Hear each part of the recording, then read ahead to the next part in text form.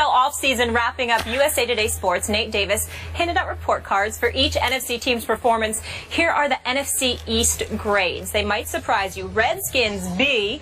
Eagles, B-, Giants, C+, and those Cowboys, a C+ as well. Skip Bayless, your thoughts on your Cowboys getting a C+? Stephen A. Smith, I want to preface my remarks by saying I have respect for Nate Davis, who covers pro football for USA Today. I read him often, and I admire his work.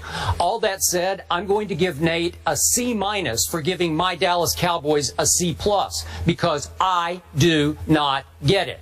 Let's start with the draft. Jerry Jones walked away from last year's draft, ultimately with 3 first-round picks. How could he do that? Well, he took a couple of risks that I don't think will be all that risky, because the first player he picked, Byron Jones, freakish athlete from UConn. Perfect. Yeah, there you go. Sorry, we got a Husky here. Yeah, you do. Was just what the doctor ordered for his defense as a cornerback. That's a safe pick.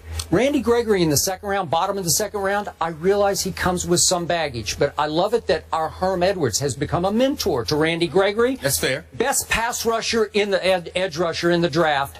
Would have been maybe a top 5 pick without his incidents at Nebraska. You think Randy Gregory would have went ahead of Leonard Williams? Yeah, I do. Okay. I mean, but I don't consider Leonard Williams a pass rusher. Gotcha. I consider him a defensive tackle. Okay. Just a force in the middle. I don't know. That's a toss-up. Yes. Randy Gregory, best edge rusher in the draft. Okay.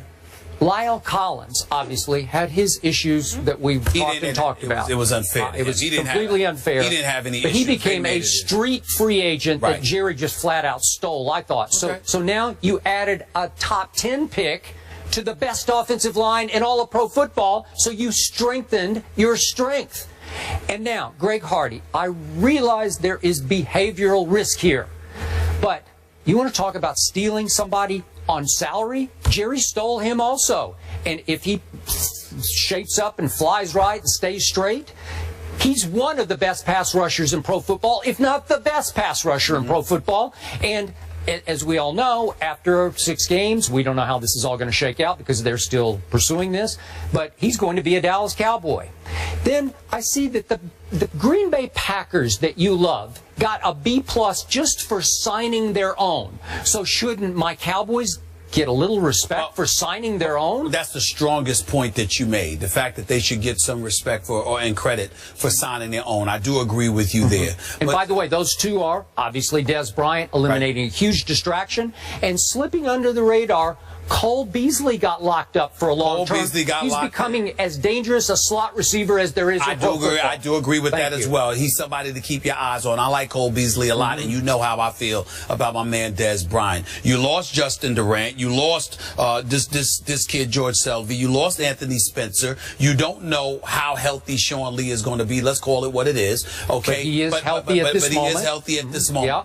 Where I agree with the C+ is because of the abundance of question marks. Greg Hardy is a question mark. Randy Gregory is a question mark. We're talking about dudes that are potentially get suspended, okay? These are question marks that you can ignore. And then when you take into account the fact that you lost a DeMarco Murray, let me reemphasize why the loss of DeMarco Murray is so devastating. 392 carries, 57 receptions. Combined 449 touches.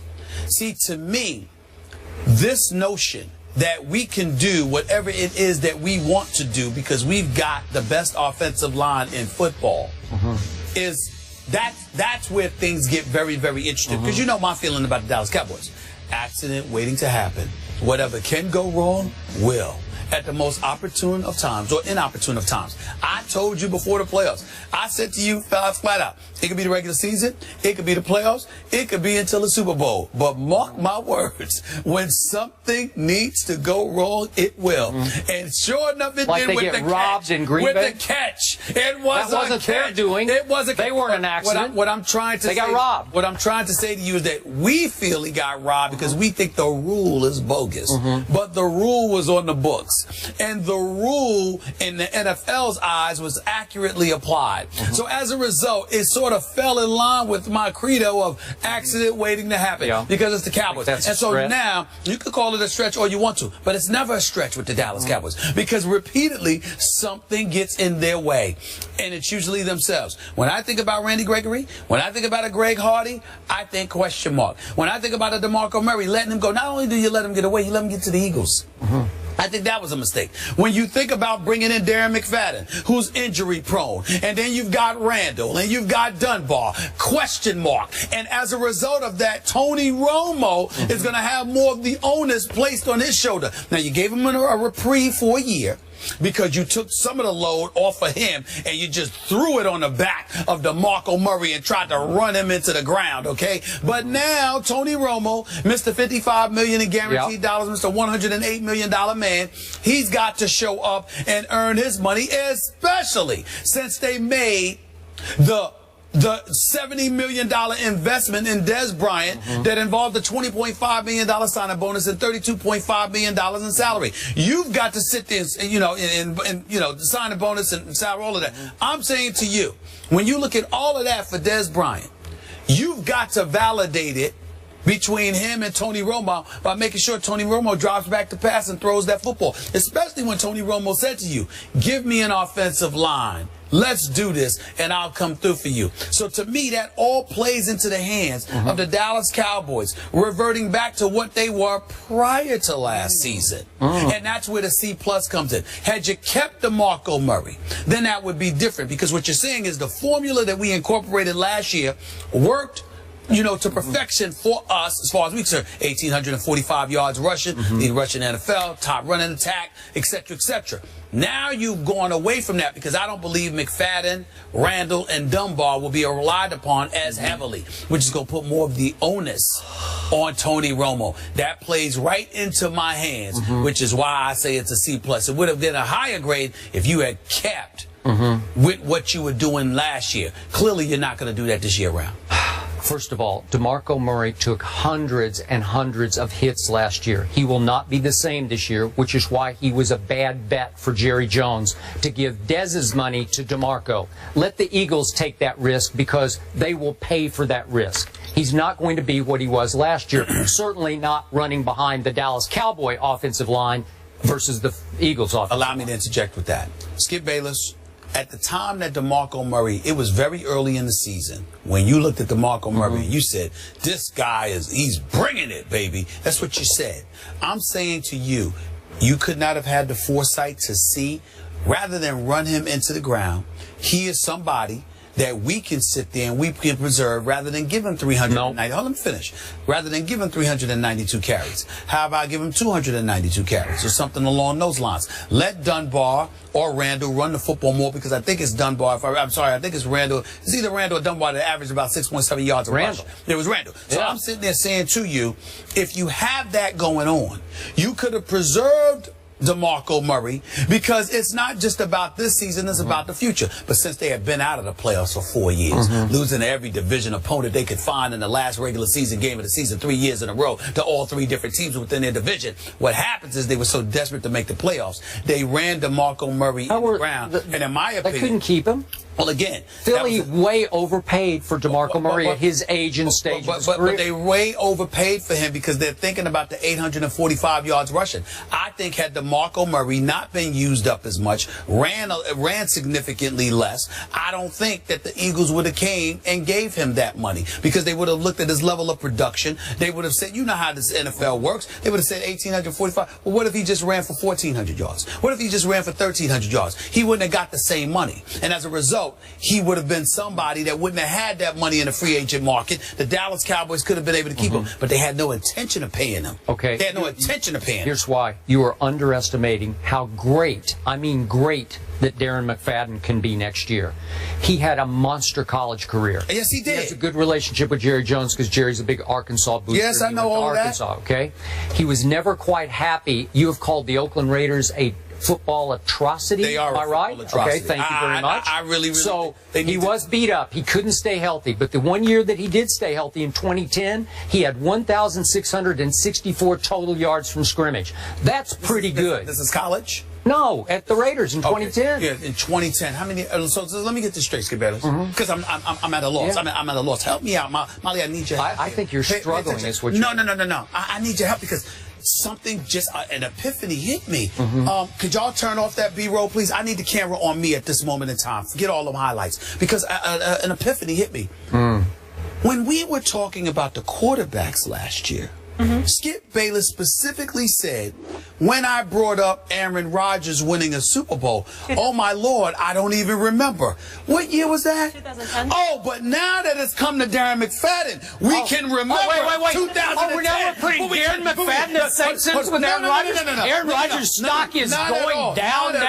Now Aaron Rodgers is compared to Darren McFadden. Molly, he's interrupting because he knows I got him. Oh, you didn't get me. You got you. Bayless. Ernestine is watching right now. I know she is. Everybody's watching. Let me tell you, Skip Bayless had amnesia when it came to the Super Bowl MVP We're in 2010. talking about the guy you said is the best quarterback in pro Allow me to football. finish. But now you remember what Darren McFadden. So I don't remember what Aaron Rodgers did in 2010. But I remember what Darren McFadden did in 2010. You are so you're caught. You got caught. You're caught. Amnesia. Where's the amnesia now, Skip? So you do remember what happened in 2010. That was a lame reach. I gotta tell you. No. The issue is you do remember what happened in 2010 after all, don't you? You remember that because of Darren McFadden. I just because looked it up this morning because I had to remember. I knew he had one decent year. Darren McFadden is. Wait, was Aaron Rodgers really in 2010? It seems like it was. There we go. 2008. See what I'm saying? Yeah. This is what he does. This is what he does. I'm trying to tell you. Darren McFadden, Aaron Rodgers. Nope. Yep, has nothing to do with that. They're on par. It's 2010. Here they are. It's 2000. You can remember Darren McFadden in 2010, but not Aaron Rodgers. That's my point. But here's the point. Darren McFadden can ball. I am not questioning his skill set at all. I got serious questions about that durability. And you know it, which is why you didn't rave about his arrival when it happened. You said it's a good pick he can play, but I don't know because blah, blah, blah, blah, blah. Oh, really? Yeah. You seem to like every Cowboy more and more. And by the way, Joseph Randle, issues off the field. I'll be the first to admit. Oh, please. Listen, 8 yards of carry listen. Joseph Randle, the only problem is the brother don't need to be stealing perfume from the department store. That's his only problem. It's no big deal, but it was embarrassing, but it was no big deal. He doesn't have off-field problem. Just put some cologne on before you leave. So bottom line, you got the Cowboys finishing what, third in the NFC? No, I told you. I told you before that they would win the division by default. I'm not, even though I listened to my man Michael Smith this morning on Mike and Mike, I am not sold on what Chip Kelly is doing in Philadelphia. I'm certainly not sold on the Washington Redskins with Gruden and those boys. And the New York Giants, I got questions about their defense, but more importantly, their offensive line. I think that they have the receivers. I think with Eli Manning and those three wideouts, they could do big-time damage with Randall, with Odell Beckham Jr., with Victor Cruz. But I got questions about their offensive line, and if they can't protect Eli Manning, it's going to be a problem. So by virtue of default, I think the Cowboys are in a better position to win the division this year. I'm going to be fair to the Cowboys. I think they're going to win it by virtue of defense, not default. Defense. Okay. It's going to be way better. Well, you got 6 games within your division. As far as I'm concerned, the Cowboys should win 5 of them. They should win 5 of those 6. Well, that means they're a Super Bowl contender then. Yeah. Well, I mean, if your definition of a Super Bowl contender, somebody making the playoffs, you're right. Oh. But do I think they're going to beat Seattle? Nope, not this year. I think Seattle's going to get them back. Oh, they got them last year. Do I think they're going to beat Green Bay in the playoffs? Yep. I do not. I do not. Yeah. I do not. And this matter year of fact, at Dallas. and if Carson Palmer stays healthy, I don't know if they're going to beat Arizona. That's right, I said it. I think they had a B in that article. I know we focused on the NFC East. The only team to receive an A, the Dolphins. Very interesting. So you can check out the rest in USA Today. Nate Davis. Yeah, I'll check it out. Jordan Spieth's historic run cut short at St. Andrews, but how many more in store for the 21-year-old? We'll discuss that after the break.